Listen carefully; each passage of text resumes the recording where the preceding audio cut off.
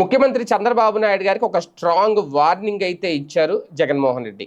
ఏంటి ఆ వార్నింగ్ అంటే 4 ఏళ్ల తర్వాత చంద్రబాబు నాయుడు గారి పరిస్థితి ఏంటి అనేది ముందే ఈయన విజన్ చెప్తుందన్నమాట. చంద్రబాబు గారి విజన్ 2047 అయితే జగన్మోహన్ రెడ్డి గారి విజన్ 2029 తర్వాత ఆయన పరిస్థితి ఎలా ఉంటుంది అనేది ఒక హెచ్చరిక రూపంలో చెప్పారు. 4 ఏళ్ల తర్వాత తన అరాచక పాలనపై ప్రజలకు సమాధానం చెప్పాల్సి ఉంటుంది అంటూ జగన్ ఘాటుగా హెచ్చరించారు.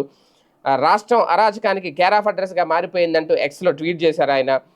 70 ఏళ్ల వృద్ధుడైన సీనియర్ జర్నలిస్ట్ కొమ్మినేని శ్రీనివాసరావును అరెస్ట్ చేసి కక్ష సాధింపు విష సంస్కృతిని పతాక స్థాయికి తీసుకెళ్లారు అంటూ కీలక ఆరోపణలు చేశారు జగన్మోహన్ రెడ్డి గారు. డిబేట్ జరిగేటప్పుడు వక్తలు మాట్లాడే మాటలకు యాంకర్కి ఏం సంబంధం అని ప్రశ్నించారు.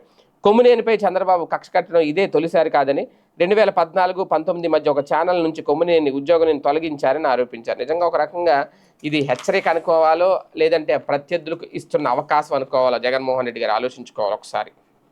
ఎందుకు అంటే హెచ్చరిక అయితే ఓకే, కాకపోతే ఛానల్లో ఒక అతిథి గెస్ట్ చేసిన వ్యాఖ్యలకు యాంకర్కి సంబంధం లేదు అని చెప్పేస్తే రేపొద్దున్న వైసీపీ మీద విషం చిమ్మాలి అనుకునే వాళ్ళు టీడీపీకి అనుకూలంగా ఉన్న ఛానల్స్లో డిబేట్లో కూర్చుని ఇష్టం వచ్చినట్టు మాట్లాడినా అక్కడ యాంకర్లు సైలెంట్గా ఉంటారు.